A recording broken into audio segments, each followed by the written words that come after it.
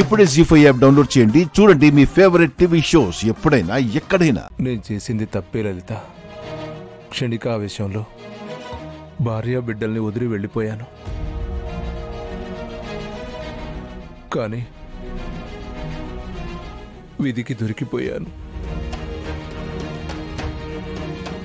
సావు అంచుల వరకు వెళ్ళిపోయి ఇలా మీ అందరి ముందు ఉన్నాను.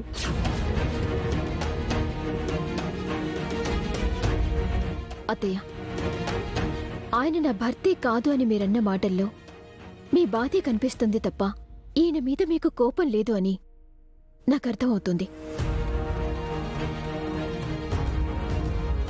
కానీ ఇప్పుడు ఆయన పరిస్థితి మీకు తెలిస్తే మీరిలా మాట్లాడరు.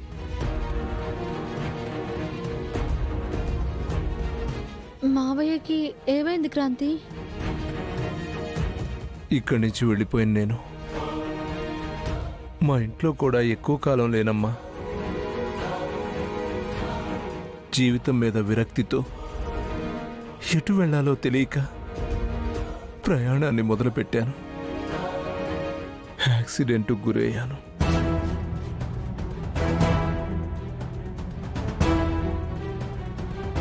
ఆ యాక్సిడెంట్లో వెన్నుకి బలమైన గాయం తగలటం వల్ల మావయ్య గారి కాళ్ళు పనిచేయటం మానేశాయి.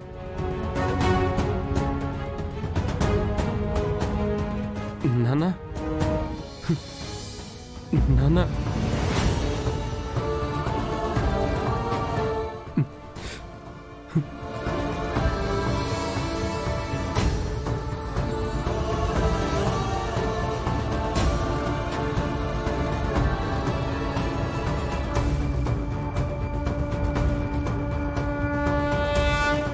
నాన్న, అమ్మ మీద కోపం ఉంటే తనతో మాట్లాడకపోవచ్చు, కానీ నాకో పూజకో ఫోన్ చేసి విషయం చెప్పచ్చు కదా.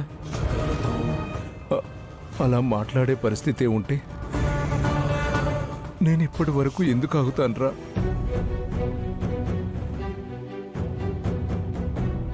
మీరు చేసిన పూజల వల్ల మావయ్య గారు మన మధ్యకిలా రాగలిగారత్తయ్య.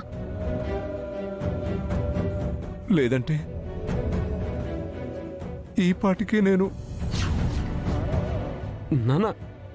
మావయ్య మావయ్య, ఏమండి ఏమండి?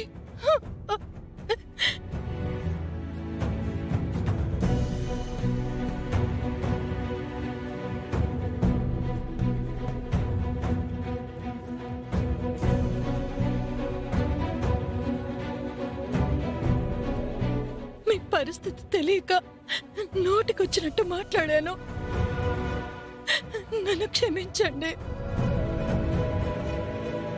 నిజానికి క్షమించమని అడగాల్సింది నేను లలిత, నువ్వు కాదు.